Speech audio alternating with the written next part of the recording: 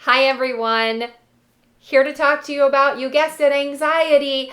I know I feel a little bit like a broken record right now, but honestly, I think 2020 is a broken record. We have had one thing after another, after another, after another. Some bad weather at the beginning of the year, COVID, stock market crashing, retirement stuff going on, throwing around these words like recession, depression, all of that. Now we had, I believe, some murder hornets or something somewhere, and now we've got protests and revolution. So it has been quite the year, and a lot of people are struggling with anxiety, and it's not surprising. And if you're one of those people, it's fine. It's okay. A lot of people are. And here's why: because it's been like this. So I just want to give you some gentle reminders on how to get you off of this emotional roller coaster, okay? And I'm going to tell you why. Because when we think about life in general, there will always be something that could cause us anxiety, and we need to know how to deal with it. Now, we're going to look specifically at COVID. I've been given this analogy by a friend. Right now, COVID is like an accordion. So we were really restrictive. Things are loosening up. They might tighten again and then loosen up and then tighten again and loosen up. And this could go on for a couple months. So we don't want you to be going like this with that accordion.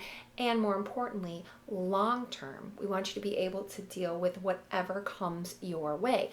So what is the key? Like the basic key to managing anxiety is recognizing that you are only in control of not much, just you. The only thing you're in control of is you. You're not in control of what goes on out here. You can do your best scurrying everywhere to try to keep control everywhere, but the reality of the situation is you are in control of you.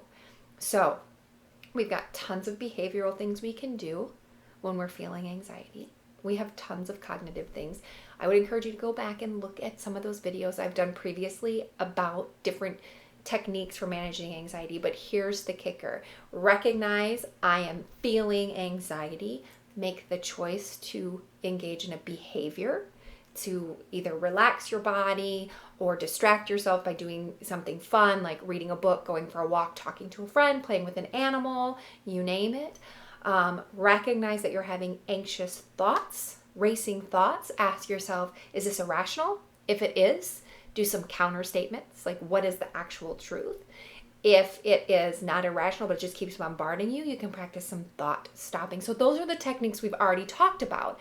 You also have control on what you do with your body, as in, are you getting enough sleep? Are you putting nutritious, healthy things into your body that are going to help manage anxiety? Or are you putting things in your body that are going to increase anxiety, like drugs, alcohol, caffeine, nicotine? None of those are really good for anxiety, okay?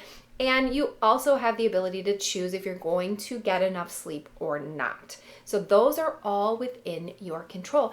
Another suggestion I would give you right now about anxiety is check in on how much time you are spending listening to news, watching the news, reading the news, and being on social media, because we are inundated with information all the time that changes like this, and it can make your head spin. It's so much.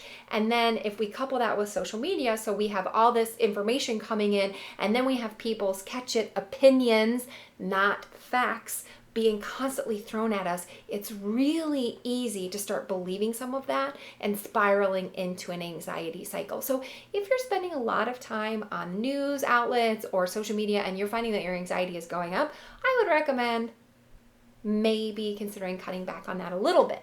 So if you're doing all of that and you're finding that it's still really difficult for you to manage anxiety, I would recommend you talk to a professional, a helping professional. We've got like this umbrella of mental health. So we have licensed professional counselors, marriage and family counselors, and social workers. They can all help you.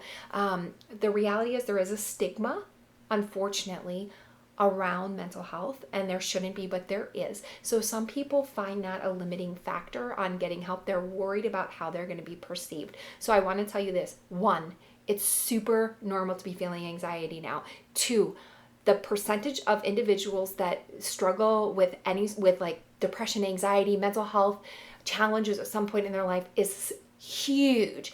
And 3, we're here for you. So there's no reason to not get the support and the help if you need it. And many people are doing teletherapy. So you could, if you chose, you could get help from the comfort and privacy of your own home if that stigma is something that worries you, that makes it difficult for you to get the help you need. The other thing I'm going to talk about is your general practitioner. So your medical doctor could be a good resource for you. So definitely reach out to them if you're struggling.